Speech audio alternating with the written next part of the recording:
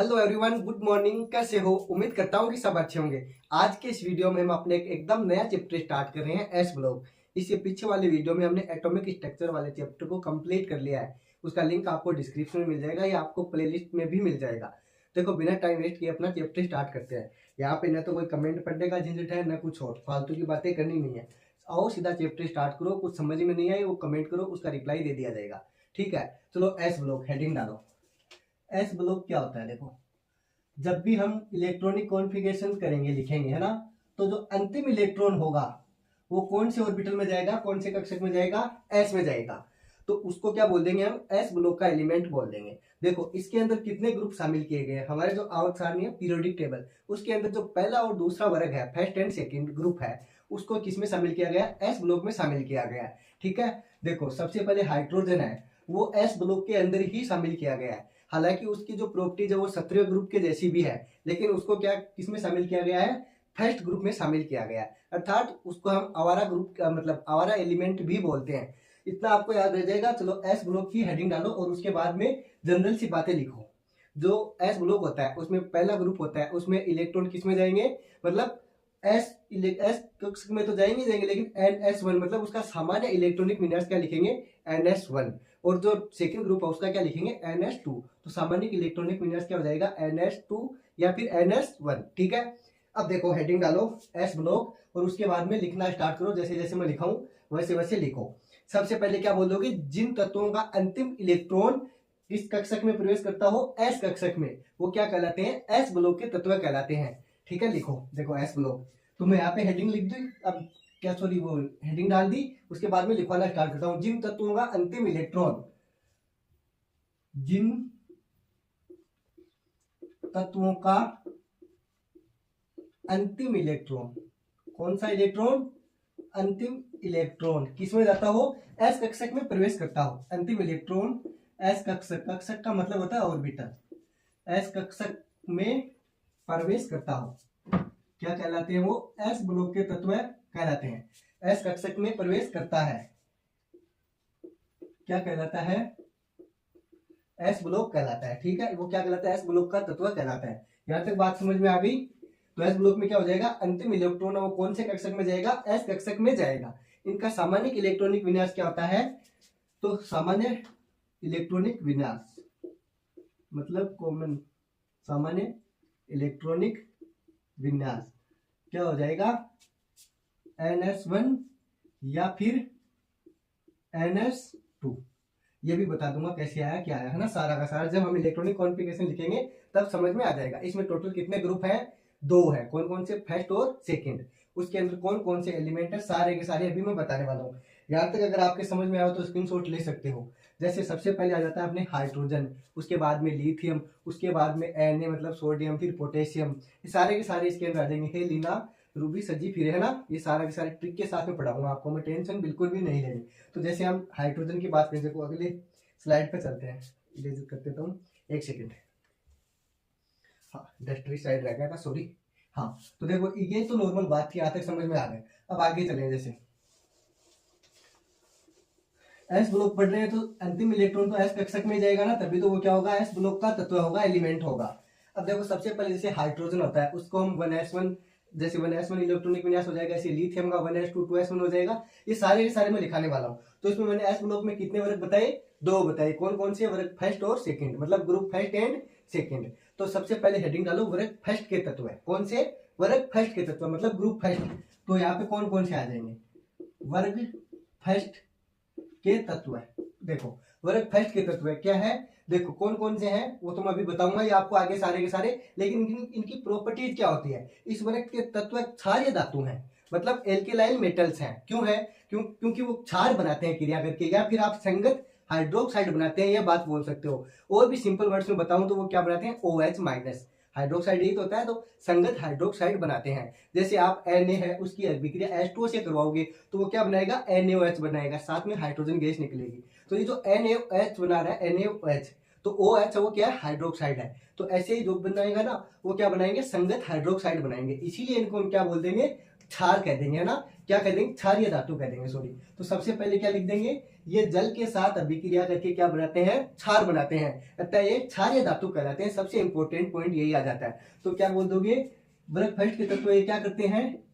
जल के साथ क्रिया करके क्या बनाते हैं? क्षार बनाते हैं। ये जल से क्रिया करके या अभिक्रिया करके, ये तत्व है जल से क्रिया करके, जल से क्रिया करके क्या बनाते हैं? क्षार बनाते हैं, क्षार बनाते हैं। आपको इनके नोट्स हमारे टेलीग्राम पे मिल जाएंगे, लिंक डिस्क्रिप्शन में, आप वहां से ले सकते हो। अतः एक क्षारीय धातु कहलाते हैं ना, इनको क्या कह दोगे? क्षारीय धातु। अतः क्षारीय धातु कहलाते हैं ना, अतः ये क्षारीय धातु कहलाते हैं। अच्छा, ये लिख दिया, नहीं लिखा क्या? यहाँ लिख दो, ये छोटा सा ये है ना यहाँ पे। अतः ये क्षारीय तत्व या फिर धातु कहलाते हैं ना, क्षारीय धातु लिख लो, वो ज्यादा सही रहेगा। क्षारीय धातु कहलाते हैं। क्षारीय धातु क्यों कहलाते हैं? क्योंकि ये हाइड्रोक्साइड का निर्माण करते हैं, संगत हाइड्रोक्साइड बोल सकते हो आप लोग, ठीक है। जैसे एक एग्जाम्पल से समझा दूंगा आपको। कैसे? एग्जाम्पल से, Na है, Na की स्टेट क्या होती है? सॉलिड। मतलब ये कौन सी अवस्था में होता है? सॉलिड मतलब ठोस अवस्था में होता है। इसकी अभिक्रिया आप किससे कराओगे? जल से कराओगे, H2O से। तो प्लस क्या कर दोगे? H2O। H2O क्या होता है? लिक्विड फॉर्म में होता है या एक्वस, है ना। तो इसकी अभिक्रिया करवा दोगे आप, तो क्या हो जाएगा? देखो Na के साथ में क्या जाएगा? OH। जो रिएक्शन है वो तो आपको आती है, वैसे मान रहा हूं नहीं आती है तो हम आगे पढ़ेंगे, उसमें बता दूंगा ना। NaOH प्लस में हाइड्रोजन गैस निकल जाएगी। कौन सी गैस निकलेगी? Hydrogen gas. जो ये NaOH बनाया, चलो इसको क्या करते हैं? वैलेंस कर लेते हैं। NaOH और H2, तो इधर क्या आ जाएगा? 2 आ जाएगा, और H2 के साथ में 2, अच्छा यहाँ भी आ जाएगा, तो यहाँ पे 2H2 निकल जाएगा। कितना हो जाएगा? सॉरी, 2NaOH और 2H2, हाँ। तो यार 2 इसके साथ में भी क्या आ गया? 2 आ गया, हाँ। तो अब ये क्या हो गया? अपने बैलेंस हो गया, ठीक है। यहाँ तक समझ में आ गया। ऐसे आप पोटेशियम की रिएक्शन करवा दोगे जल के साथ में, तो क्या बन जाएगा? Na की जगह आ जाएगा KOH, हाइड्रोजन गैस निकल जाएगी। तो इसलिए इसको हम क्या बोल देते हैं? जल के साथ अभिक्रिया करवाते हैं तो क्या निकलता है? संगत हाइड्रोक्साइड, या फिर आप बोल सकते हो क्षार बनता है। क्षार तो है, जो OH आयन देते हैं वो क्या कहलाते हैं? क्षार कहलाते हैं। तो यहाँ तक बात समझ में आ गई। तो वर्ग फर्स्ट के धातु क्या कहलाते हैं? क्षारीय धातु कहलाते हैं, एल्किलाइल मेटल्स कहलाते हैं। लिख दो। क्षारीय मेटल्स मतलब एल्किलाइल मेटल्स, क्या बोलते हैं इनको? एल्किलाइल मेटल्स। यहां तक चलो स्क्रीनशॉट लो, फिर आगे चलते हैं। हाँ, तो इस एस ब्लॉक में जो फर्स्ट ग्रुप है, इसमें कौन कौन से तत्व आते हैं? Hydrogen, lithium, sodium, potassium, rubidium, उसके बाद में सीजियम, लास्ट में क्या आ जाएगा? फ्रेंशियम बोल दो या फिर फ्रांसियम बोल दो। यहाँ तक लिख लिया? चलो आगे चलते हैं। हाँ, तो हेडिंग डालो, वर्ग फर्स्ट हो गया, उसके अंदर हमने इसकी डेफिनेशन दे दी। और अब जो तत्व है वो कौन कौन से, एलिमेंट्स कौन कौन से हैं। सबसे पहले क्या आ जाता है? हाइड्रोजन। क्या आ जाता है? हाइड्रोजन। तो सबसे पहले हाइड्रोजन आ गया। इसका एटॉमिक नंबर कितना होता है? हाइड्रोजन का 1। हाइड्रोजन के बाद में मैंने क्या बताया? लिथियम। आपको ट्रिक भी याद होगी, हे लीना कहाँ रूबी सजी फिरे।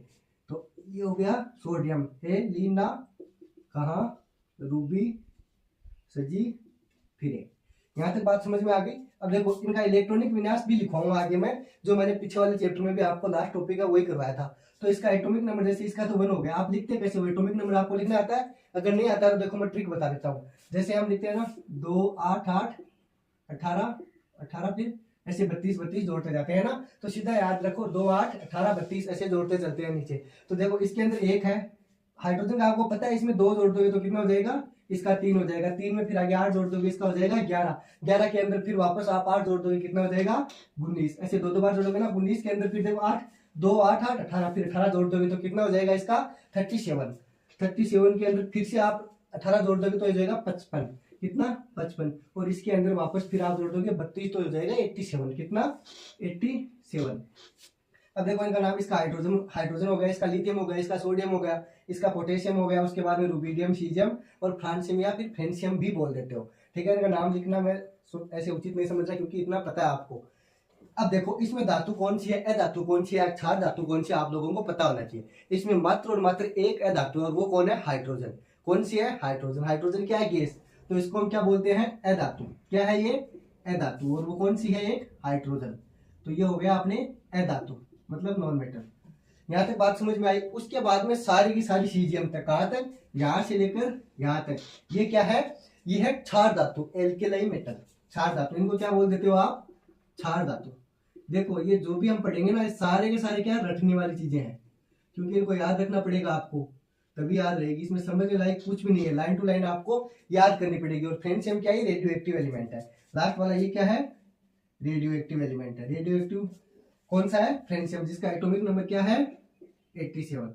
कौन से में आ गए, रेडियो एक्टिव के अंदर। यहां तक आपके बात समझ में आ गई होगी। अब देखो वर्ग एक है, इसमें अगर आप ऊपर से नीचे की ओर जाओगे तो परमाणु का आकार है उसमें क्या फर्क देखने को मिलेगा।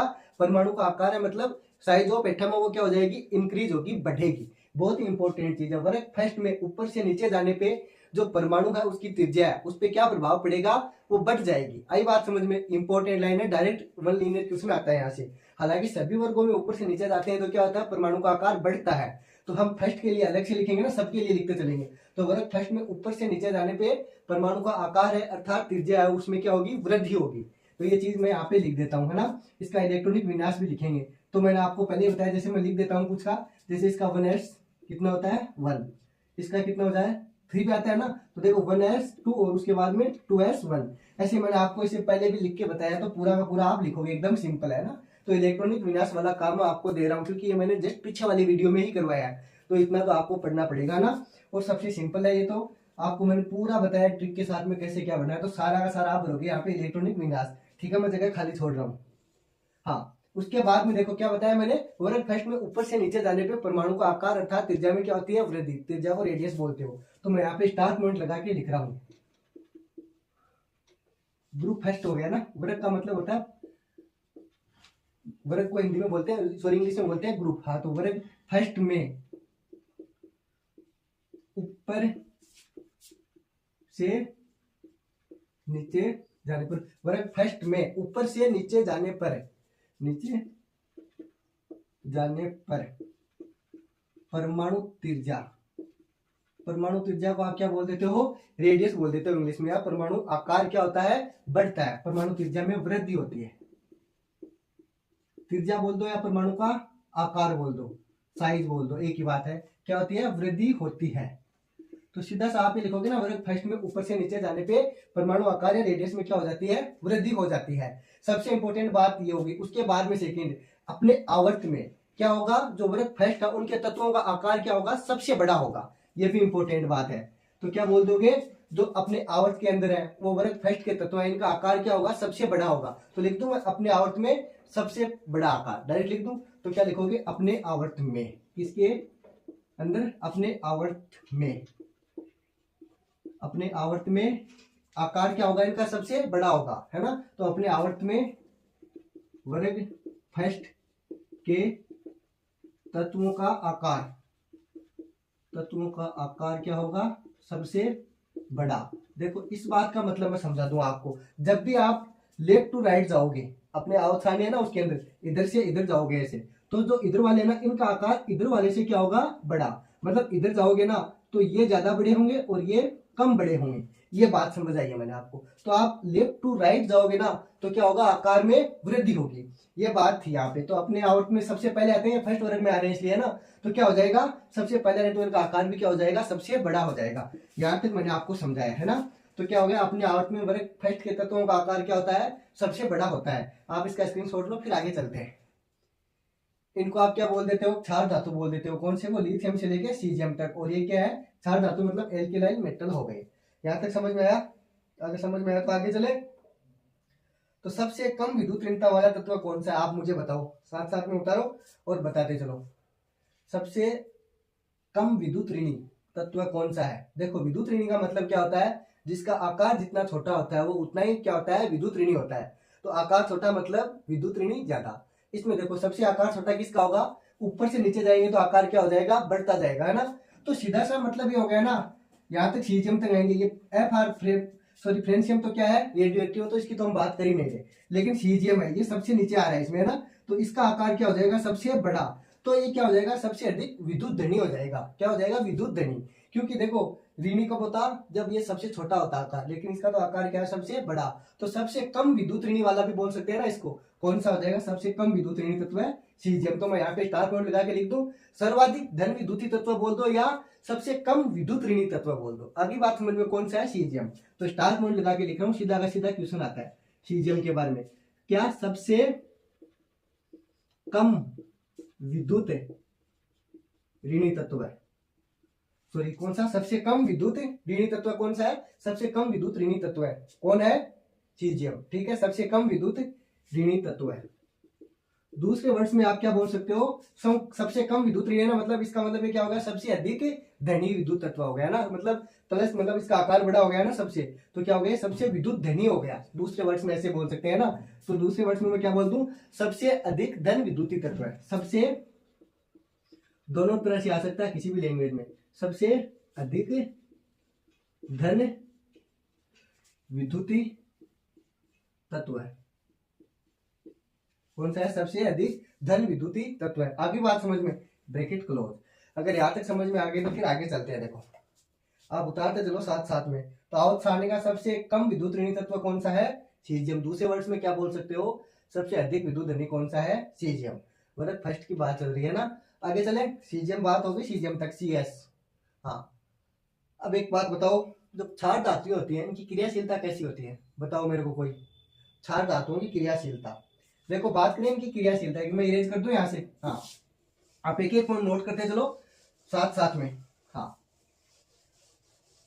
देखो क्रियाशीलता की बात करें, जो क्षार धातु होती है ये उच्च क्रियाशील होती है। आपने सुना भी होगा, जैसे अपने सोडियम और पोटेशियम होता है, इनको हम क्या करते हैं? जो मिट्टी का तेल होता है अपना केरोसिन, उसके अंदर रखते हैं। क्यों रखते हैं? अगर इनको हम हवा में रखेंगे तो ये आग पकड़ लेते हैं ना, जलने लगते हैं। तो ये क्या हो गई? इनकी क्रियाशीलता क्या हो गई? बहुत ज्यादा हो गई। इसी वजह से इनको केरोसिन के तेल में रखते हैं। केरोसिन के तेल को हम मिट्टी का तेल भी बोलते हैं ना। तो सीधा सा मतलब ये हुआ, इनकी क्रियाशीलता की बात है तो क्या होती है? उच्च होती है। सबसे इंपॉर्टेंट बात यही है। वो चार कथन देगा आपको और बोलेगा कि सत्य या फिर असत्य कथन अलग करो, है ना। तो असत्य कथन कौन सा? वो ऐसे बोलेगा। तो एक कथन वो ऐसे डाल देगा कि जो फर्स्ट वर्ग के तत्व होते हैं इनकी क्रियाशीलता बहुत निम्न होती है या कम होती है। तो वो क्या हो जाएगा? गलत, क्योंकि इनकी क्रियाशीलता क्या होती है? उच्च होती है, ज्यादा होती है। तो क्षार धातु है, इनकी क्रियाशीलता क्या होती है? अधिक होती है। तो लिख दो सीधा का सीधा, क्षार धातुओं की क्रियाशीलता क्या होती है? उच्च। तो क्रियाशीलता की बात करूं तो मैं यहाँ पे सीधा लिखूंगा ना, क्रियाशीलता, रिएक्टिविटी, है ना। क्रियाशीलता क्या हो गई? उच्च। सीधा का सीधा मतलब ये हो गया ना, क्षार धातुओं की क्रियाशीलता क्या होती है? उच्च होती है। रीजन में आपको बता दूं, जैसे Na&K है, इनको क्या करते हो आप? क्रियाशील अधिक होते हैं, इसलिए इनको आप क्या करते हो? केरोसिन का तेल होता है उसके अंदर रखते हो। तो ये बात भी लिख दो कि वायु से क्रिया करके जलने लगते हैं, इसलिए इनको बचाने के लिए क्या करते हैं? हम केरोसिन के तेल के अंदर रखते हैं। यही बात आप लिख सकते हो। चलो मैं लिख देता हूँ कि वायु से क्रिया करके क्या करते हैं? जलने लग जाते हैं।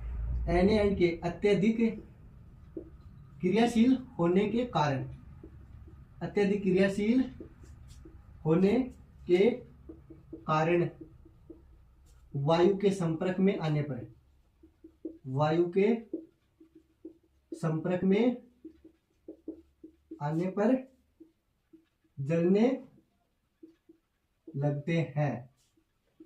इसलिए इनको बचाने के लिए क्या करते हैं? वैसे इनको मोम में बंद करके उसके बाद केरोसिन में रखा जाता है ना। क्या रखते हैं? केरोसिन के तेल में रख देते हैं। इसलिए इनको बचाने के लिए मोम में बंद करके केरोसिन के तेल में रखा जाता है ना। मोम को ऊपर लपेट देते हैं, जैसे अपने थैली नहीं आती क्या, मोम में लपेट कर केरोसिन, केरोसिन का मतलब क्या होता है? मिट्टी का तेल। कौन सा तेल? मिट्टी का तेल, केरोसिन या फिर मिट्टी के तेल में रखा जाता है। क्या किया जाता है? मिट्टी के तेल में रखा जाता है। यहां तक आपके समझ में आ गया है ना।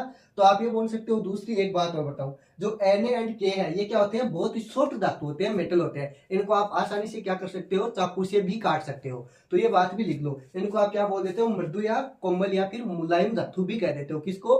Na&K को, सोडियम एंड पोटेशियम को। तो सबसे इंपॉर्टेंट बात क्या है? Na&K को क्या कर सकते हो आप? चाकू से भी काट सकते हो। तो क्या कर सकते हो? चाकू से भी काट सकते हो। तो ये क्या हो गई? अत्यंत मुलायम या कोमल धातु हो गई, है ना। तो आप क्या बोल दोगे अपनी लैंग्वेज में? मृदु या फिर कोमल, या फिर कोमल को दूसरा नाम आप क्या बोलते हो? मुलायम, है ना। अत्यंत मुलायम होते हैं ना। अतः आप क्या कह दोगे? चाकू से आसानी से काटा जा सकता है ना। चाकू, नाइफ से आराम से काट सकते हो। चाकू से आसानी से काट सकते हैं। आपको दिख रहा होगा, यहां तक दिख रहा है क्या? चलो नहीं भी दिख रहा है तो मैं ऊपर लिख दूंगा, आप इतना उतारो, ये नोट करो, फिर चलते हैं। बस 1 मिनट का टाइम है सिर्फ, कितना टाइम है, सिर्फ 1 मिनट का। छाप लो इतने में। स्क्रीनशॉट ले लिया क्या? चलो स्क्रीनशॉट ले लो। हाँ, मैं कैमरा चेक कर लेता हूँ नीचे तक दिख रहा है क्या?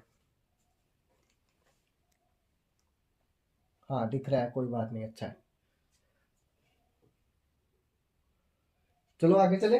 हाँ, तो अब इम्पोर्टेंट बात आ जाती है, जो वर्ग फर्स्ट के तत्व हैं ये हमें कहाँ से मिलते हैं, मतलब कैसे निकाल सकते हैं, इनकी उपलब्धता कैसे होती है, ये बात देखेंगे हम। तो क्या होता है, ये तत्व जो होते हैं वो हमें प्रकृति में कहाँ से मिलते हैं। देखो ये आपने लिख लिया होगा सारा का सारा ना, इलेक्ट्रॉनिक विन्यास आप खुद लिखोगे है ना, और कमेंट करोगे। अगर कमेंट नहीं कर सकते तो कोई बात नहीं, आपको खुद को लिखना है, ठीक है।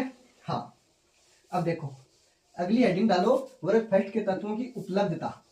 क्या बात बताई मैंने, वर्ग फर्स्ट के तत्वों की उपलब्धता कहाँ से मिलते हैं, तो हेडिंग डाल दो कि इनकी ऑक्यूरेंस कहाँ से होती है ना, हम कहाँ से प्राप्त कर सकते हैं। तो वर्ग फर्स्ट के तत्वों की उपलब्धता, वर्ग फर्स्ट के तत्वों की उपलब्धता।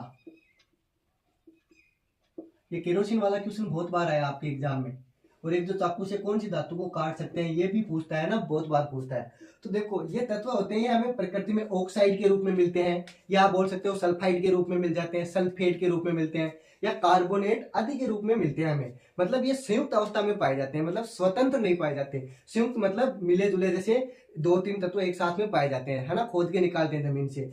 तो सीधा सा आप एक सिंपल वर्ड में एक लाइन बोल सकते हो कि इन तत्वों को हम संयुक्त रूप से प्राप्त करते हैं, है ना, मिश्रित मिक्सर के रूप में।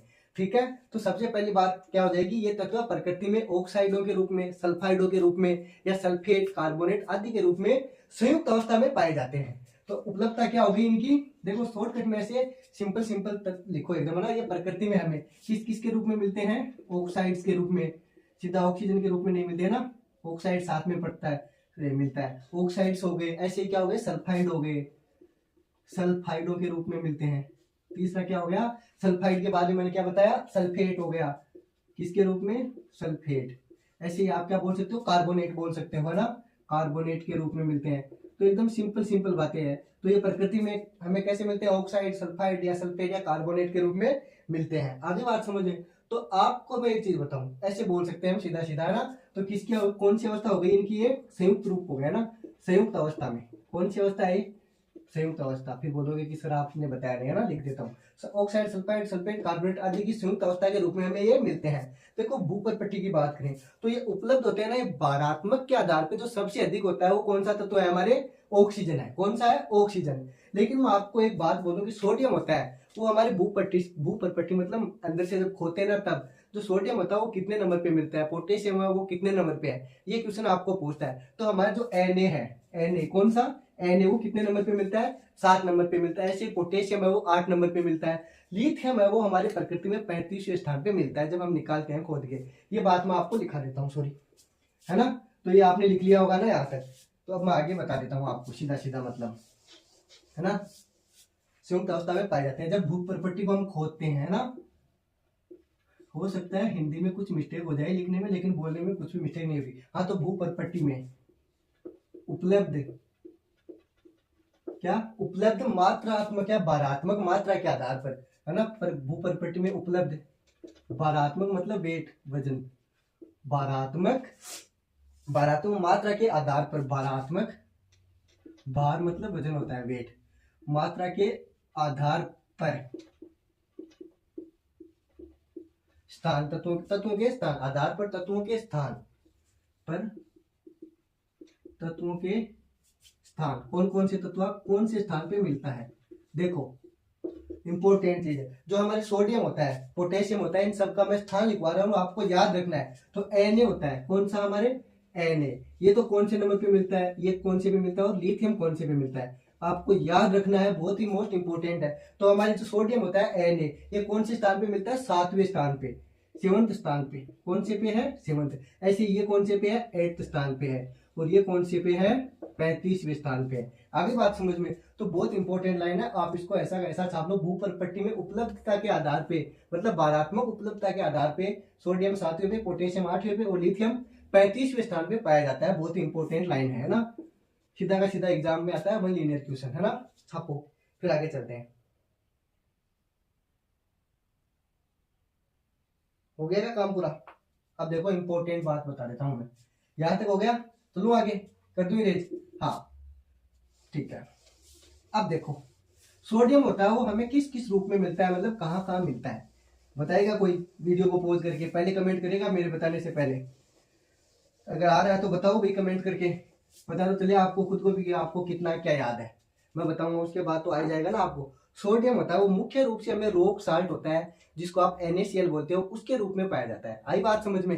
रॉक साल्ट मतलब चट्टान, रॉक साल्ट, रॉक मतलब चट्टान होती है ना, तो उसके रूप में मिलता है हमें, NaCl होता है, उसके रूप में पाया जाता है। तो सबसे पहले सोडियम है, उसकी बात करें तो सोडियम होता है, सोडियम तो किसके रूप में मिलता है, बस यही बातें आएगी। सोडियम सॉरी, सोडियम मुख्य रूप से, कौन से रूप से? मुख्य रूप से।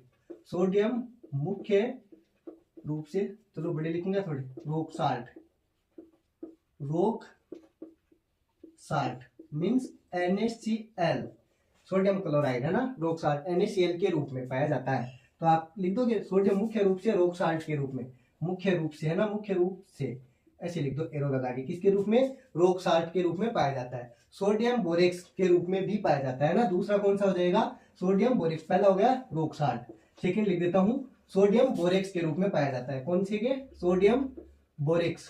ऐसे मैं लिखता जाता हूं, आप साथ में लिखो सोडियम बोरेक्स। फॉर्मूला क्या होता है? Na2, याद है क्या किसी को? बहुत इंपॉर्टेंट फॉर्मूला है, एग्जाम में आता है, Na2B4O7। बहुत बार पूछा, सीधा का सीधा पूछा, नीट एग्जाम है उसके अंदर तो बहुत बार आया ये क्वेश्चन, तो आपको आना चाहिए। आप बहुत बड़ी गलती कर रहे हो, अगर आपको ये नहीं आ रहा है इसका मतलब आपने पढ़ा नहीं है अभी तक कुछ भी, है ना। तो देखो Na2B4O7.10H2O इसके रूप में मिलता है सोडियम बोरेक्स। उसके बाद में जैसे ट्रोना है, उसके रूप में भी मिलता है हमें, किसके रूप में? ट्रोना। कौन सा रोना? ट्रोना। इसका फॉर्मूला क्या हो जाता है अपने, जैसे Na2CO3 हो सकता है ये आपने नहीं सुना हो, लेकिन ये एग्जाम में आ जाता है अपने। Na2CO3 NaHCO3, उसके बाद में इसके अंदर जल आ जाता है अपने 2H2। कितना? 2H2। हाँ तो मैंने क्या बताया? NaCO3 NaHCO3, उसके बाद में 2H2। लास्ट में अपने चिल्ली साल्ट पिटर होता है, आपने नाम भी सुना होगा, उसके रूप में भी मिलता है। थर्ड कौन सा हो गया? चिल्ली साल्ट पिटर, जिसका फॉर्मूला आपने सुना है, बहुत बार जानते भी हो, बस भूल रहे हो। क्या हो जाता है? NaNO3। सुना है ना चिल्ली साल्ट पिटर? कौन सा चिल्ली साल्ट वाला? चिल्ली साल्ट पिटर, किटर पिटर। क्या हो जाता है फॉर्मूला? NaNO3। NaNO3। देखो सोडियम किस किस रूप में मिलता है? बोरेक्स के रूप में मिलता है। बोरेक्स का फॉर्मूला क्या हो गया? Na2B4O710H2O। Na2B4O710H2O याद कर लो मेरे साथ में। ऐसे ही ट्रोना हो गया, क्या हो गया? Na2CO3 NaHCO3 2H2O। याद करो, फिर से बोलो, Na2CO3 NaHCO3 एंड 2H2O। अगली बात समझ में, एक बार फिर से बोलो ट्रोना वाला, क्योंकि आपको एग्जाम में आएगा, याद है नहीं। Na2CO3 क्या बोला मैंने? Na2, अच्छा यहाँ पे लिखा नहीं क्या मैंने? Na2CO3 NaHCO3 और उसके बाद में 2H2O। ऐसे NaNO3 अपने कौन हो गया? चिल्ली साल्ट पिटर। लिख लिया? उसके बाद में आगे चलते हैं। अब पोटेशियम है वो किस किस रूप में मिलता है हमें, बताओ। यहाँ पे तो सोडियम हो गया, आगे चलते हैं पोटेशियम की, पोटेशियम की ओर। किसकी ओर? तो पोटेशियम हमें मुख्य रूप से किस किस में मिलता है, वो चीज लिखोगे, बताओ। पोटेशियम पोटेशियम हमें कौन कौन से रूपों में मिलता है, तो लिखो पोटेशियम मुख्य रूप से हमें कार्नोलाइट के रूप में मिलता है। कौन सा लाइट? कार्नोलाइट। पोटेशियम कार्नोलाइट का फॉर्मूला क्या होता है, किसी को आ रहा है क्या? पोटेशियम मुख्य रूप से किस किस में मिलता है हमें, बताओ। सबसे पहले तो आ गया कार्नोलाइट। कौन सा लाइट? कार्नोलाइट। याद है किसी को? याद नहीं है तो मैं बता देता हूं, क्या होता है? KCl MgCl2 6H2O। क्या हो गया? KCl तो आपने सुना, उसके बाद में आगे MgCl2 लगा दो, मैग्नीशियम क्लोराइड, और उसके बाद में 6H2O लगा दो। क्या लगा दो? 6H2। KCl MgCl2 K6H2O। अगली बात समझ में। उसके बाद में फेल्सपार के रूप में मिलता है। किसके रूप में? फेल्सपार। फेल्सपार का मतलब होता है K2O Al2O3 और 6SiO2। अगली बात समझ में। अगला देखो फेल्सपार के रूप में। फेल्सपार, फेल्स हो गए, पार हो गए, है ना। फेल्सपार, कौन सा पार? फेल्सपार। क्या बताया मैंने? फेल्सपार K2O, उसके बाद में डॉट लगा के Al2O3, कौन सा? Al2O3, फिर डॉट लगा के लिख सकते हो आप क्या? 6SiO2, कौन सा O2? 6SiO2, लिखा है ना SI। हाँ, तो यहां तक बात समझ में आ गई। उसके बाद में इंडियन साल्ट पीटर क्या होता है? कमेंट करके बताओगे। कौन सा पीटर? Indian salt Peter. कोई काला नमक सिंधा नमक होता है क्या? इंडियन साल्ट पीटर, मुझे बताओगे सिंधा नमक होता है वो कौन सा होता है? कमेंट करके बताओगे। इसको आप इंडियन साल्ट पीटर, इसको आप क्या बोल दोगे? KNO3। बस नाम ही नहीं जानते, सुना सब कुछ है ना। KNO3 को क्या बोल देते हो? Indian salt Peter. काला नमक किसको बोलते हो आप? मेरे को कमेंट करके बताओगे, है ना। उसके बाद में 2 तत्व बच गए। अधिकतम मात्रा में कौन से थे हमारे? Na और पोटेशियम थे, सोडियम और पोटेशियम थे। उसके बाद में हमारे 2 बच गए, कौन कौन से? Rb and caesium, rubidium and caesium. ये दोनों प्रकृति में क्या होते हैं? बहुत कम मात्रा में। किसमें? बहुत कम मात्रा में मिलते हैं, बहुत ही कम मात्रा में मिलते हैं, बहुत कम मात्रा में मिलते हैं प्रकृति के अंदर, मतलब न के बराबर मिलते हैं। और FR है, मतलब फ्रांसियम है, वो क्या हमारे अति रेडियो एक्टिव तत्व है, जो सबसे स्थायी समस्थानिक होता है। उसका कौन सा होता है? सबसे स्थायी 87, मतलब लिख देता हूं मैं, देखो FR का जो समस्थानिक होता है ना, यहाँ पे 87 नंबर पे, तो इसका होगा एटॉमिक नंबर। और इसका आइसोटोप जो होता है वो होता है 223, कौन सा? 223 वाला। तो बहुत इंपॉर्टेंट है, ये आइसोटोप के रूप में मिलता है। आइसोटोप सबसे ज्यादा कौन से आइसोटोप के रूप में मिलता है? 223 वाले के अंदर 87, तो इसका एटॉमिक नंबर है, और ये इसके अंदर मिलता है। और इसका अर्ध आयुकाल कितना होता है? मात्र कोई बताएगा कमेंट करके, वीडियो को रोक के। अर्ध आयुकाल इसका सबसे कम होता है। अर्ध आयुकाल जल्दी खत्म हो जाता है, कितने मिनट में? लगभग 21 मिनट में। कितना होता है इसका अर्ध आयुकाल? 21 मिनट। बहुत ही कम अर्ध आयुकाल है। तो क्या बोल सकते हो? ये बहुत ही अति रेडियो एक्टिव तत्व है। कौन सा? FR, अति रेडियो एक्टिव तत्व है। कौन सा? FR, फ्रांसियम, है ना, फ्रांसियम बोल दो। और इसका अर्ध आयुकाल कितना होता है? मात्र 21 मिनट होता है। और कौन सा आइसोटोप है इसका? 223 वाला। आगे बात समझ में। अगर यहां तक समझ में आ गए तो फिर आगे चले।